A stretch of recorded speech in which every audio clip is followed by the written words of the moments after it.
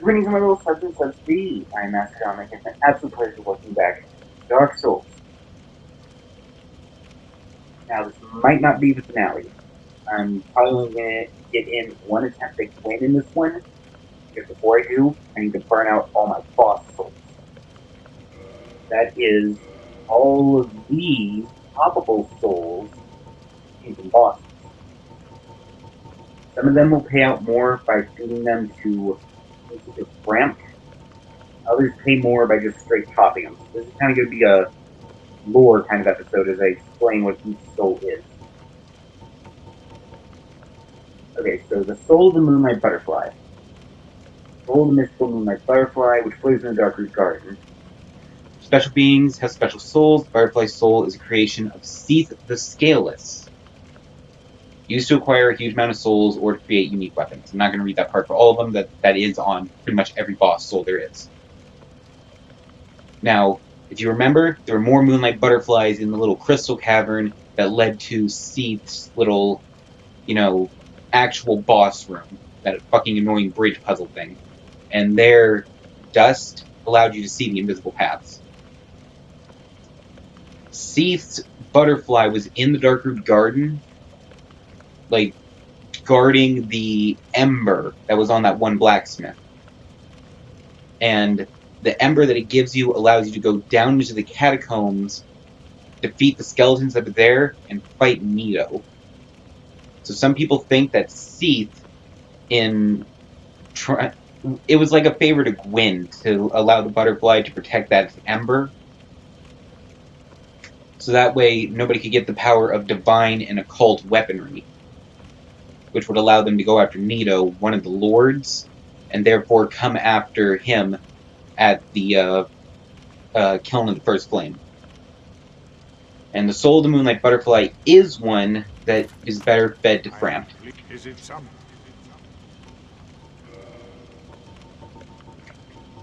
So, where? Soul of the Moonlight Butterfly.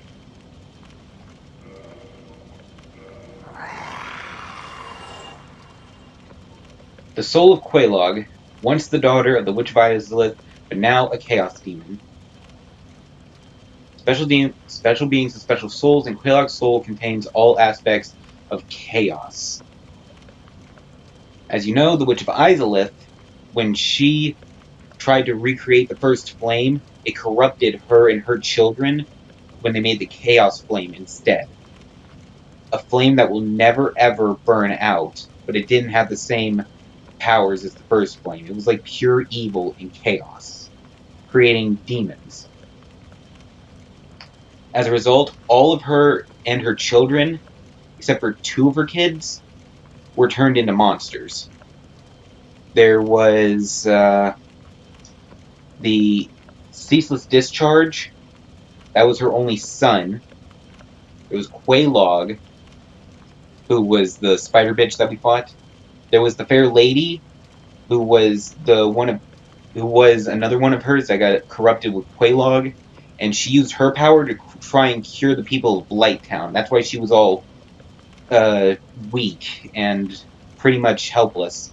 She had her spider drain the evil and the blight, all the poison, from the people of Blighttown, and it poisoned her spider and rendered her infertile.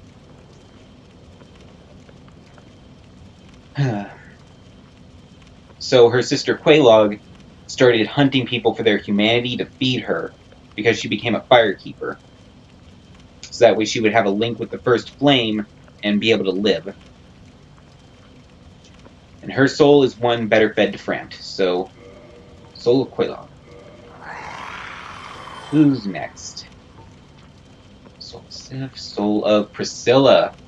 Priscilla the Crossbreed, trapped inside the painted world of Ariamis. Okay. Special beings with special souls use the soul of this crossbreed bastard's child, an antithesis to all life, to acquire a large amount of souls. Priscilla is believed to be the child of Guinevere and Seath the Scaleless, which is why she's in the painting. The painting was meant to be kind of a refuge for everything that didn't have any hope in the world. Someplace to lock unwanted things away. So, of course, the child of a dragon and, the daughter of the world god would count for that. So, to Ferramped it goes. Guardian Soul. Gwyn, soul of Gwyn, Lord of Sunlight and Cinder, who linked the first flame.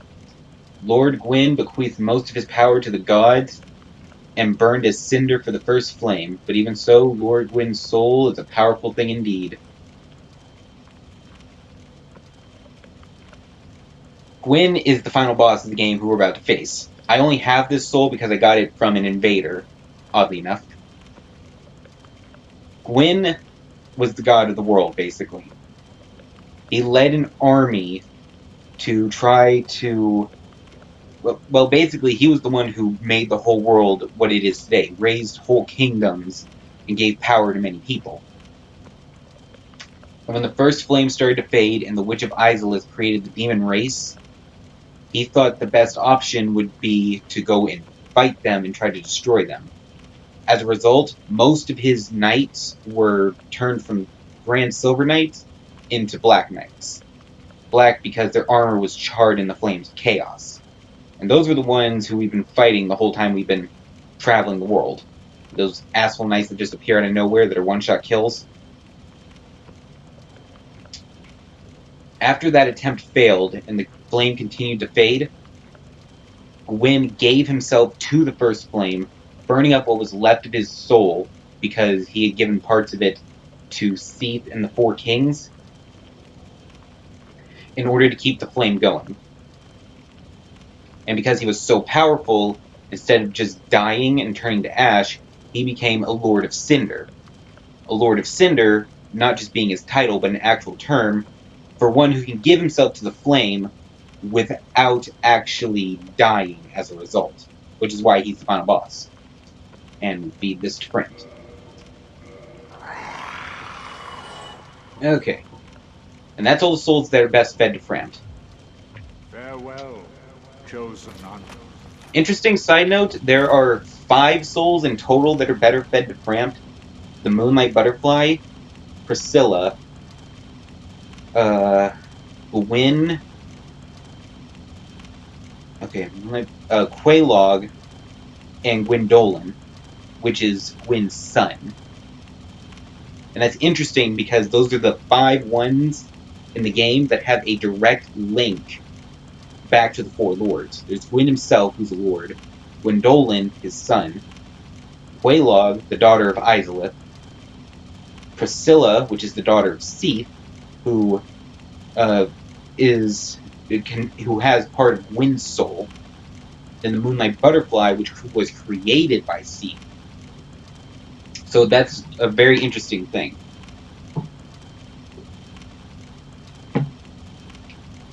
All other souls, if you give them to Framp, will have less of a payout than if you just pop them yourself. But he actually gives more souls by being fed those for whatever reason. Also, I know I didn't feed him Gwyndolin's soul, but that's because I don't have it. You gotta go down into the catacombs and get a special ring to unlock a secret path to get to Gwyndolin, and I'm not going back in the fucking catacombs. I'm done with that bullshit. Final episode time. Maybe. Now to pop the rest of the souls directly. Okay, there is the core of the Iron Golem, the slayer of countless heroes seeking Enerlando, originally a bone of an everlasting dragon.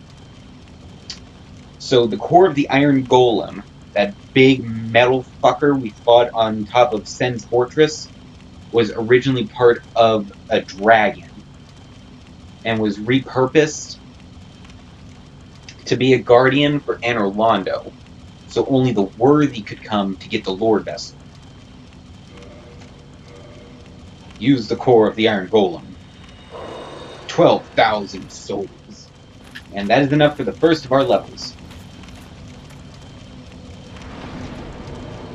Okay, so I got the Ring of Fervor and Protection on, the one that we got off of uh,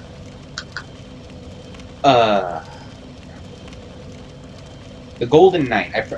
Loud Trek, the Golden Knight. I used his ring, and it raised all my stats quite a bit. So I now have on the full hobble armor set, blah, and as such, I don't need to boost endurance anymore. So I'm putting this point into intelligence, so that way I can deal more damage using my pyromancies. Okay, keep this train rolling. Next, there is the soul of Executioner Smo, who guards the cathedral in the forsaken city of Anorlando. Use the soul of this eerily gleeful executioner to acquire a huge amount of souls. Smo stood behind as a guardian for Guinevere, I mean. And the Ornstein who fought with him was actually an illusion created by Gwyndolin. The only real one there was Smo. He stood behind for all time, protecting the illusion of Guinevere, believing it was the real her, and that the Ornstein fighting with him was the real Ornstein. He just had a sad life protecting an illusion because Gwyndolin and Brant, snake bastard there, have been tricking undead for who knows how long to trying to link the first flame again to keep it going.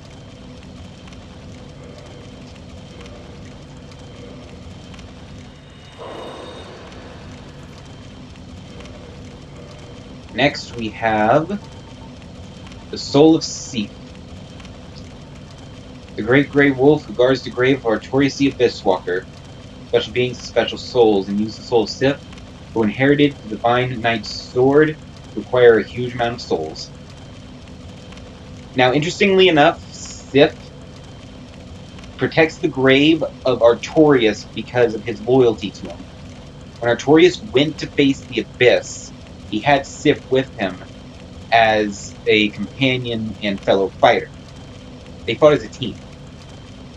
But then when Artorias was badly injured and he knew he wouldn't be able to escape, he actually gave his shield to Sif to protect him while he was down deep underground, where they were going in to face the Abyss. If you get the DLC for the game and you go down deep underground to fight the final boss of the DLC, Manus, Father of the Abyss, you can find a puppy version of Sif in a secret passageway and rescue him. And if you do this, then you actually get an alternate cutscene when you go to fight Sif, because the DLC takes place in the past. So when you go to fight Sif, instead of just charging at you like he normally does, he'll sniff you, realize that you were the person who saved his life so many years ago, and instead of just picking up the sword and coming at you, he'll actually seem sad about it. And he'll take a more apologetic stance as he draws the sword. Because he doesn't want to fight you then, because you saved his life. He knows that you could kind of be like a friend.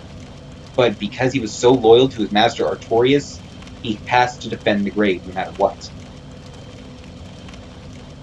So, goodbye to you, my friend.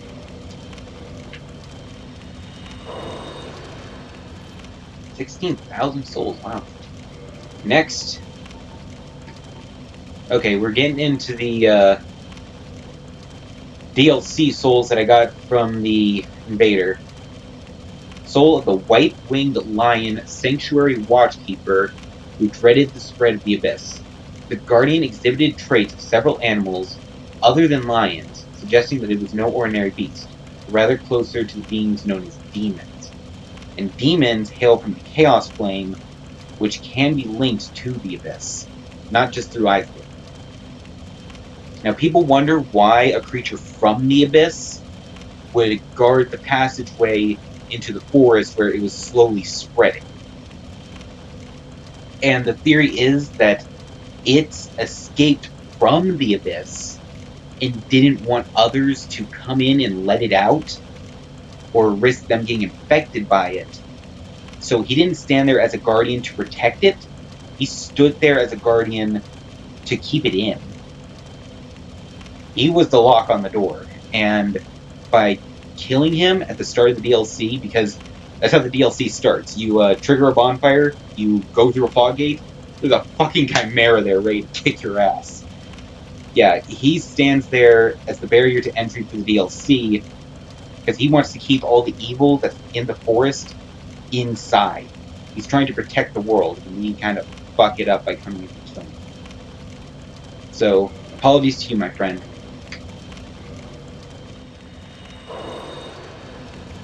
Okay. And one more. Artorias. Soul of the Lord Wind's Knight Artorias, who was consumed by the Abyss. The legend that Artorias repelled the Abyss only told half the story. He was defeated and his honor preserved by some unsung hero who's the true victor over the Abyss. See, what happens is Artorias goes in to fight the Abyss, he gets badly injured, and leaves Sif behind. You know, the whole thing I just said about Sif a little while ago. And then he gets corrupted by the Abyss and uses its power to keep on hunting the monsters that come from it. Like, he's gone hollow, but all hollows continue to follow, like, their basest instincts and directives from when they were alive. Which is why the soldiers keep on fighting us in the hollow areas, why the ninjas keep on attacking us. They keep on acting like they're supposed to, even though their minds are pretty much gone. Artorias, knowing that he had to fight the monsters that come from the Abyss, continued to roam this forest, killing anything he came across, believing that it was something that came from the Abyss.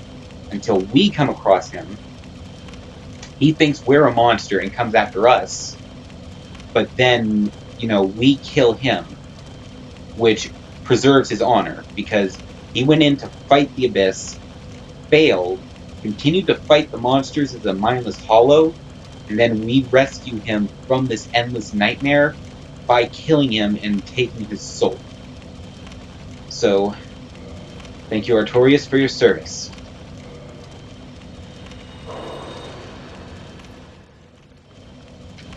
And I believe that's all the poppable souls that I had.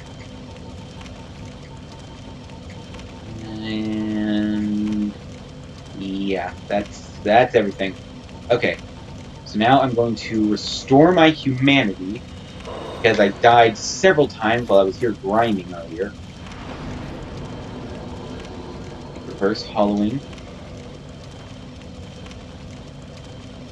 And we're almost at the end of the episode, but I've almost got enough points for a level.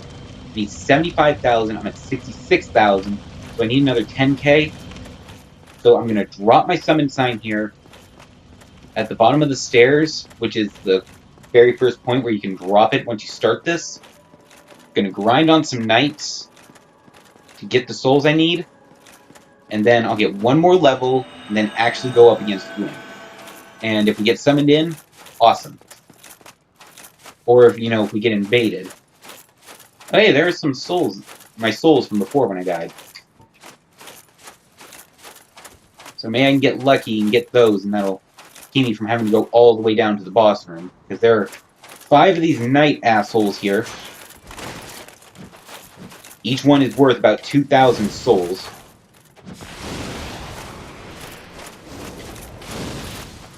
And I have gotten good at killing them.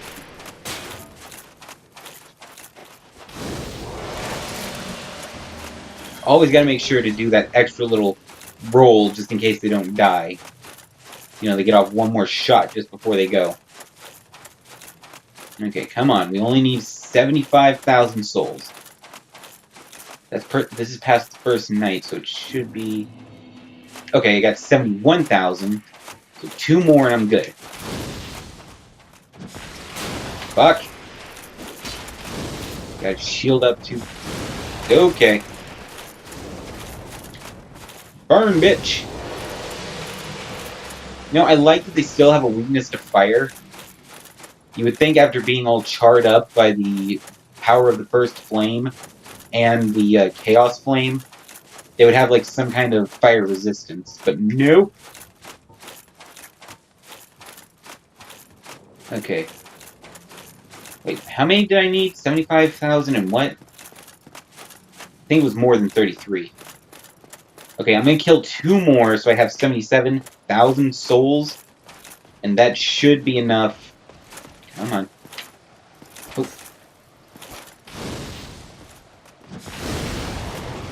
For a level. And you always get items off these guys. Like, no matter what. It's always some kind of Titanite chunk. And that's really good because, as it turns out, Framp can take Titanite chunks and break them into their smaller shards if they do have shards. And if not, he'll break them into some other type of shard. Which is really good for if you want to really quick level a bunch of your weapons. At least to the point that, you know, it takes slabs to upgrade them. Which I don't know any place where you can grind slabs, but that might be something you have to buy or get from doing quests. Okay, we got what we need. Oh, actually, I can just use a homeward bone, because I have plenty of those. This will either take me back to the Lord Vessel or the Firelink Shrine. It said bonfire, so I'm not sure which.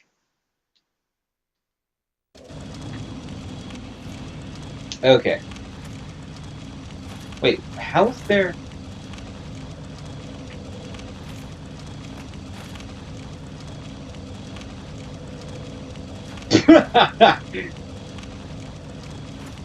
I'm about to say, this is a safe zone. How is there a bloodstain? The fucker walked right off the edge. Okay, level up. Another one into intelligence. All around boosts on that one. That is good as shit. Okay. And in the next one, we will face Lord Twin. So, thank you all so much for watching. I had an awesome time, and I hope you did too. If you liked this video, please subscribe, and I hope to see every last one of you in the next video. Goodbye.